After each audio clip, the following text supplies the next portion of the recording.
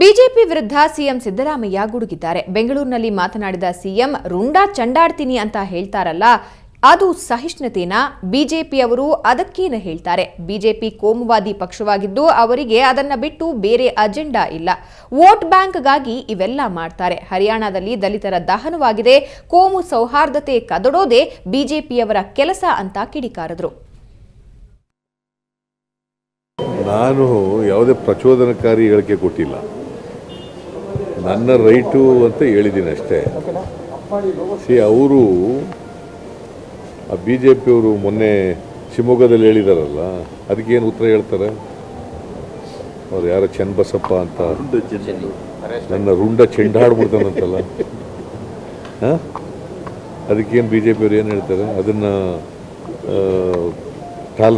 Tolerance ಅದು. ಸಮಾಜದಲ್ಲಿ ಇವತ್ತು ಕಮ್ಯುನಲ್ ಹಾರ್ಮೋನಿಯನ್ನು ಹಾಳು ಮಾಡ್ತಾ ಇರ್ತಕ್ಕಂಥವ್ರು ಬಿ ಜೆ ಪಿಯವರು.